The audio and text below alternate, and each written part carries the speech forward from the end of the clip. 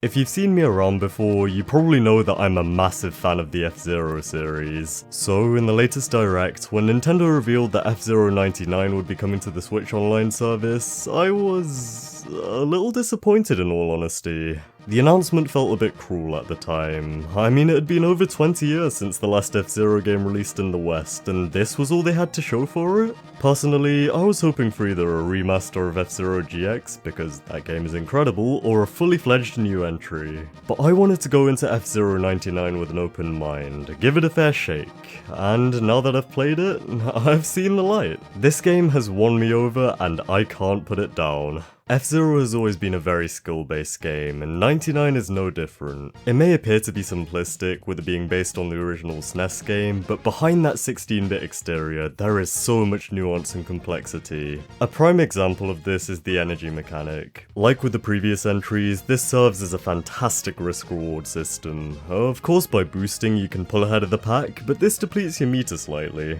If your health gets low and you bump into too many walls or other races, then you'll explode. Straight out of the race, disqualified from the Grand Prix, just like that. This was cool in the prior F-Zero games, but in this one it's amplified to the next level by the fact that there are 98 other racers sharing the track with you, and they will want to take you out. Well, not you specifically, but the point is, it's in everyone's best interest to attack the players around them. If you want to go on the aggressive, you can do a quick spin attack to KO nearby opponents, and doing so will completely restore and expand your energy meter. One could say that you've got to fight to keep your spirit alive. Everyone's get the reference.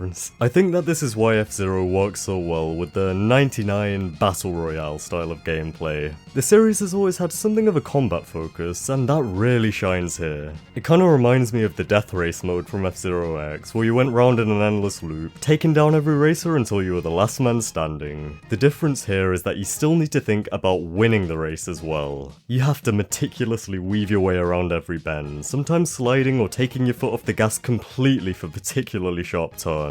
You have to carefully adjust the angle that you fly at when you jump off a ramp, although whenever I try to do this my Pro Controller's D-pad always screws me over with some whack diagonal inputs, so I should probably invest in an 8-bit Do controller or something. You have to use your boosts in the right spots, typically best reserved for straightaways where there's not much going on. However, when you're front running, there's not a whole lot of action and you're unlikely to run into many other players. On the one hand, that's a good thing since you avoid crashing out, but on the other, there is some merit to staying with the pack.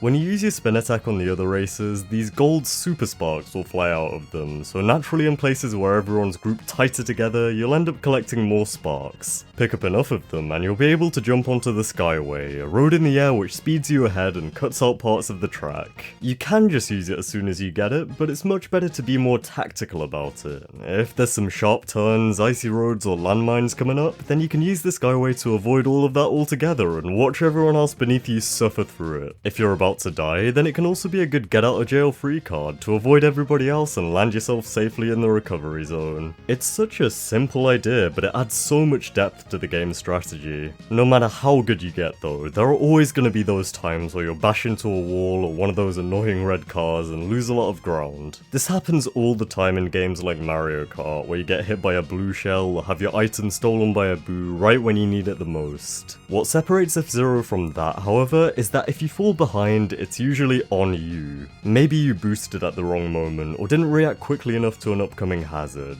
These are mistakes that you made. I'm not saying that Mario Kart doesn't take any skill to win, because it does, but in F-Zero there are far fewer factors that are beyond your control. Another thing that can affect your performance in a race is the machine that you pick out of the 4 available options. When the game was first revealed, I was a little disappointed that it was only the classic SNES races instead of the whole cast from F-Zero X onwards, but I can see why it was done now. Each of the 4 machines plays slightly differently and represents a different style of gameplay. If there were more, they'd likely all blend together a bit. In a game as intricate as F-Zero GX, having a cast of 41 was fair, but here, 4 is plenty. Plus, as you play the game more and more, you'll unlock different skins and decals for each machine. Some of these colour schemes do feel like callbacks to other races in the series as well, which is a nice touch. Also, I didn't know where else to talk about this, but another neat callback is that they brought back the F-Zero TV interviewer from GX as the guy who gives you tips on the loading screen. I've missed him so much. You can mix and match the colours and patterns to create a ton of different combinations, so it feels a lot more personalised. surprised. The thing is, I've been playing for a couple of hours now, and I've still barely even made a dent in the list of cosmetics you can get. It's not just the skins either, as there are many more unlockables waiting to be found, including little achievement badges, backgrounds, and borders for you to customize your pilot card with.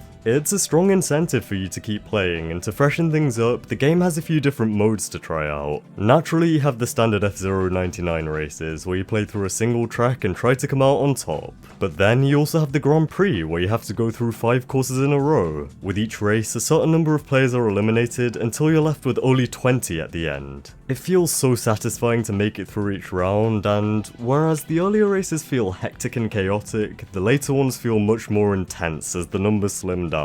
Even if you don't come out on top, just making it to the end feels like a real accomplishment. You've also got a couple of other special events to mix things up, like the pro tracks and the team races, so it never feels stale. It might not have been exactly what I was hoping for, but I'm just really happy to be playing a new F-Zero game in 2023. And you never know, this could be a very good thing for the future of the franchise. I mean, there are probably more people playing F-Zero now than there ever were before, with it being free to play for anyone with a Nintendo Switch Online subscription. It's pretty incredible that you can jump into a game and almost instantly have 98 other people join you. Personally, I'm hoping that F-Zero 99 serves as a springboard, a way to open people's eyes to the fact that the series still has a place in Nintendo's library, a way to hook new fans in and bring the old hats back. Due to it being a racing game, there is some inevitable overlap with the Mario Kart series, but even in this highly simplified, streamlined form, it's clear that F-Zero still has enough going for it to be able to stand on its own 2 legs. So you know what? I'm feeling optimistic. There's still life in old F-Zero yet.